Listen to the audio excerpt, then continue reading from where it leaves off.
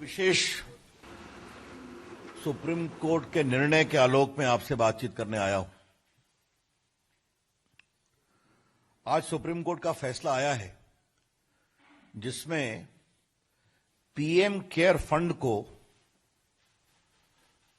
NDRF में transfer करने का एक प्ली हुआ था और यह बार बार विरोध किया गया था कि पीएम केयर्स को मिला दिया जाए। सुप्रीम कोर्ट ने लंबी बहस सुनी थी, उसमें कई ऐसे वकील लोग भी थे जो प्रामाणिक रूप से मोदी सरकार के कई विरोध के केस करते रहते हैं, ये उनका विवेक है। आज सुप्रीम कोर्ट ने अपने रिजर्व जजमेंट को सुनाया है और मैं इसके एक पैराग्राफ को पढ़ना चाहता हूं। There is no statutory prohibition on contributions made to NDRF and the contribution to PM Care Fund are voluntary. Funds collected by PM Care Fund are entirely different and these funds are funds of charitable trust. This fund need not be transferred. उन्होंने इसको dismiss कर दिया। बाकी judgement विस्तार की बात है, उसमें नहीं जाऊंगा। एक बहुत महत्वपूर्ण बात जानना चाहिए कि पीएम केयर फंड से अब तक 3,100 करोड़ रुपए दिए गए हैं कोरोना की लड़ाई में, जिसमें 2,000 करोड़ सिर्फ वेंटिलेटर के लिए दिए गए। और आज देश को बताते हुए आप सबों के माध्यम से प्रसन्नता होती है कि 50,000 वेंटिलेटर पीएम केयर फंड के द्वारा दिए गए पैसे से उपलब्ध कराए गए हैं, जो आजादी के बाद के आज तक के इतिहास के हाईएस्ट हैं। The 50,000 ventilators provided to take care of emergency needs of corona patients is the highest since independence as far as ventilator provisions are concerned. लगभग 1,000 करोड़ दिए गए हैं राज्यों को जो हमारे प्रवासी मजदूर आए उनकी व्यवस्था करने के लिए, और लगभग 100 करोड़ रुपए दिए गए हैं कोरोना के खिलाफ वैक्सीन के अनुसंधान में मदद के लिए। तो 3,100 करोड़ की बड़ी राशि कोरोना की लड़ाई के लिए दी गई है।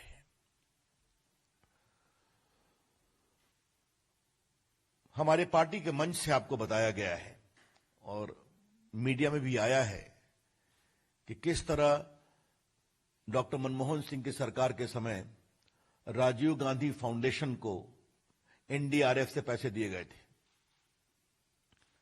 आज मैं उसको दोहराऊंगा नहीं, और आपने यह भी सुना होगा कैसे 100 करोड़ रुपया बजट के प्रोविजन में भी किया गया था राजीव गांधी फाउंडेशन के लिए। राजीव गांधी फाउंडेशन एक फैमिली फाउंडेशन था, आपको पता है। और आपने यह भी सुना होगा कि राजीव गांधी फाउंडेशन को चीन के एम्बेसी से और चीन की कम्युनिस्ट पार्टी से भी मदद मिली थी। ये चर्चा यहां से हमारे प्रवक्ता मित्र कई बार कर चुके हैं। और आपको यह भी मालूम होगा कि राजीव गांधी फाउंडेशन ने जो अपनी रिपोर्ट बनाई थी, उस रिपोर्ट में यह भी कहा था कि भारत चीन के रिश्तों को सुधारने के लिए भारत का बाजार चीन के लिए खोलना जरूरी है। You would recall that on behalf of the party we have shown the report of the Rajiv Gandhi Foundation whereby a special study was done which inter alia recommended that Indian markets needs to be opened for Chinese products to make the relationship more stronger. तो Rajiv Gandhi foundation को कहां से किससे क्या क्या मदद मिली है ये आप सभी जानते हैं।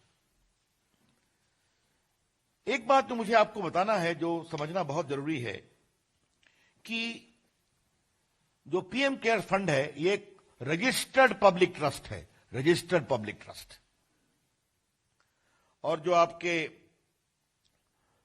Prime minister national relief fund है, जिसे कहते हैं पीएमएनआरएफ, ये 1948 में बनाया गया था by an oral observation of the then prime minister.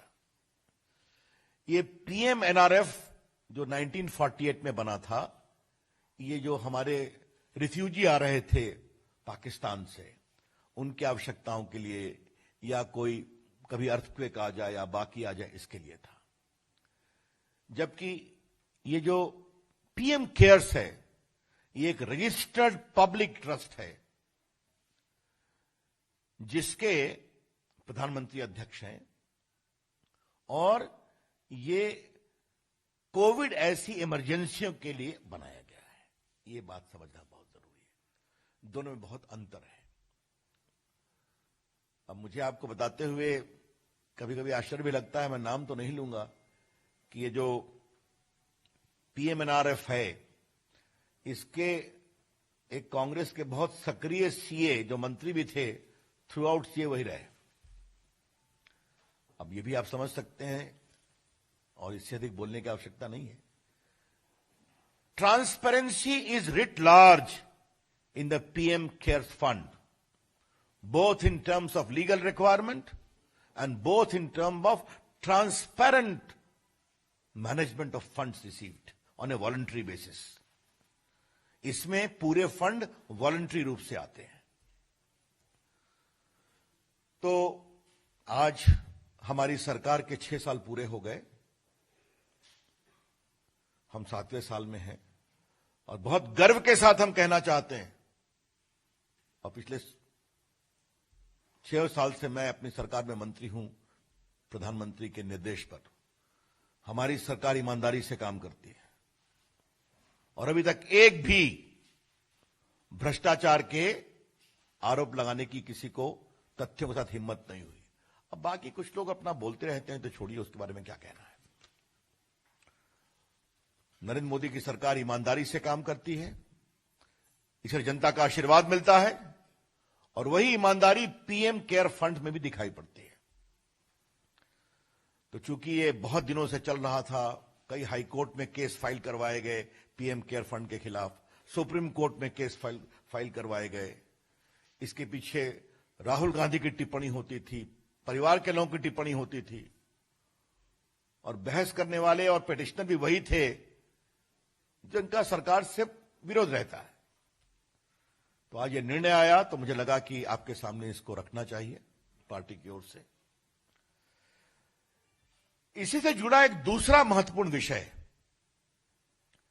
और ये बात हम बड़ी जिम्मेदारी से कहना चाहते हैं, कि कोरोना एक बहुत बड़ा अभिशाप है, भारत ही नहीं दुनिया भर में। इसकी दवा जल्दी आ जाए, हम सब की कोशिश है, दुआ तो है ही है। और जिस तरह से भारत ने प्रधानमंत्री की अगुवाई में कोरोना के खिलाफ जंग लड़ी है, तो जहां लोग एफ्लिक्टेड हुए हैं, तो रिकवरी रेट है 70% प्लस। इस बात को समझा जाए, और कोई भी मृत्यु होती है तो दुर्भाग्यपूर्ण है, लेकिन हमारा जो मृत्यु दर है वो भी तुलनात्मक दृष्टिकोण से बहुत कम है, अगर आप पूरे मृत्यु दर को देखेंगे। राहुल गांधी ने एक पहले दिन से देश की एकता को कमजोर करने की कोशिश की है कोरोना के खिलाफ लड़ाई में। याद करिए, प्रधानमंत्री जी ने कहा था कि देश के doctor, nurses, paramedic staff, ambulance driver, सफाई कर्मचारी, पुलिस, मीडिया, इनके पक्ष में ताली बजाया जाए। याद होगा आपको, हेलीकॉप्टर से फूल बरसाए गए नर्सेज पर, डॉक्टर्स पर। राहुल गांधी ने मजाक बनाया उसका कि ताली बजाने से क्या होगा, और आज पूरी दुनिया डॉक्टरों के पक्ष में सम्मान से ताली बजा रही है, जिसकी शुरुआत प्रधानमंत्री जी ने की थी। जब लॉकडाउन आया तो राहुल गांधी ने क्या कहा, लॉकडाउन से क्या होगा। उनकी बात उनकी सरकार चाहे पंजाब में है या राजस्थान में नहीं सुनती थी। वहां तो लॉकडाउन पहले ही कर दिया गया था, कर्फ्यू भी किया गया था। जब प्रधानमंत्री जी ने कहा कि पूरा देश देश में आशा के लिए दिया जलाए, मोमबत्ती जलाए, तो पूरे भारत ने दिया जलाया, आशा का दिया, संघर्ष, संकल्प और ऊर्जा का दिया। गरीब ने अपनी झोपड़ी में भी जलाया। राहुल गांधी ने क्या कहा, यह दिया जलाने से क्या होगा? जो आईसीएमआर काम कर रहा था उस पर भी टिप्पणी करना। अब मैं बार बार उन चीजों को मैं रिपीट नहीं करूंगा।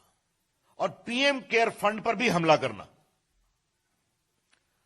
तो राहुल गांधी ने एक भी कसर नहीं छोड़ी और कांग्रेस पार्टी ने जो कोरोना के खिलाफ लड़ाई को कमजोर किया जाए, राष्ट्रीय संकल्प को। आई रिग्रेट टू से, in view of the conduct of Mr. Rahul Gandhi, right from day one, he never spared any opportunity to weaken the national resolve in the fight against Corona. और ये बात मैं आपसे इसलिए कहना चाहता हूं कि बहुत सी पार्टियां जो कांग्रेस पार्टी के साथ हैं, उनके नेताओं ने भी डॉक्टर नर्सेस के पक्ष में ताली बजाई और दीपक भी जलाया था। तो आज जब पीएम केयर्स फंड पर यह फैसला आया है, तो उनके द्वारा एक प्रायोजित षड्यंत्र का सुप्रीम कोर्ट ने बिल्कुल निरस्त किया है उसको।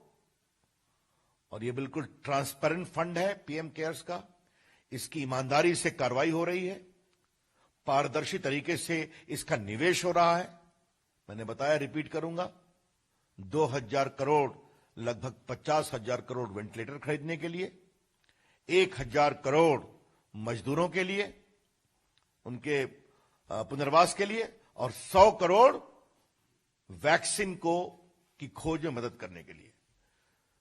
तो जो वॉलंटरी बेसिस पर पीएम केयर्स में लोग डोनेशन दे रहे हैं अपनी इच्छा से, उसका सदुपयोग हो रहा है।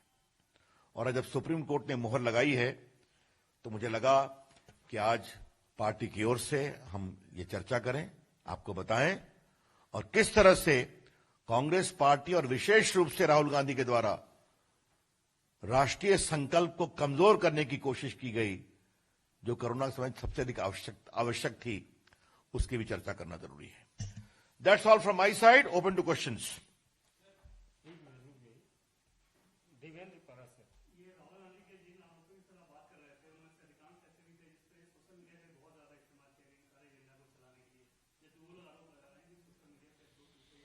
उस पर मैं बाद में बात करूंगा। इस पर पीएम केयर्स फंड पर कुछ पूछना है किसी को?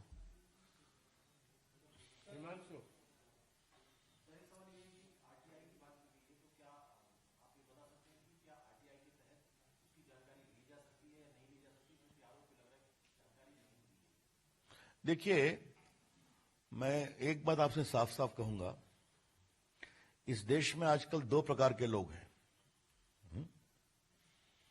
एक जो आरटीआई के बड़े समर्थक थे कि मंत्री के रूप में मैं फाइल में क्या लिखता हूं यह भी उनको मिलना चाहिए, आजकल वो राइट ऑफ प्राइवेसी के बहुत बड़े समर्थक हो गए। हाँ, तो ये दोनों कहानी चलती है। रविंद्र जी,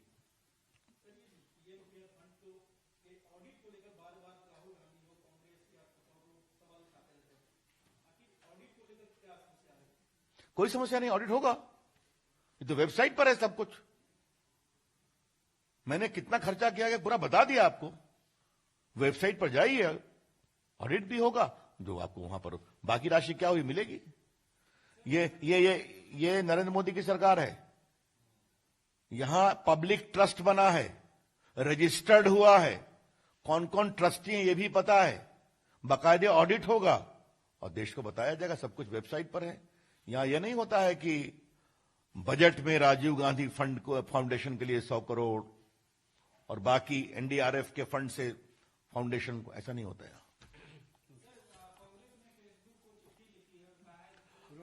और कुछ इस पर? देखिए, आज का विषय यही है। अगर आपको इस पर कोई सवाल नहीं पूछना है तो धन्यवाद। देखिए, एक मिनट रुकिए, बस मैं एक अपने से बोल देता हूं, then I will not take any question.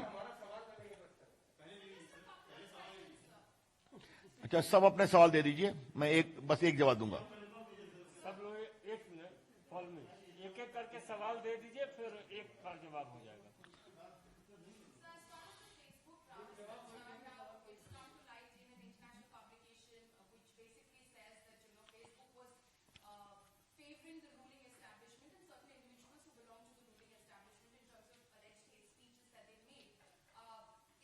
Short question please. Thank you. चलिए आप और कोई सवाल?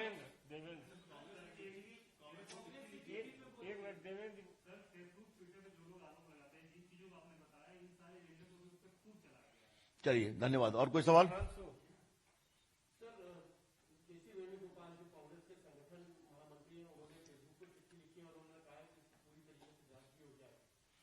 रविकांत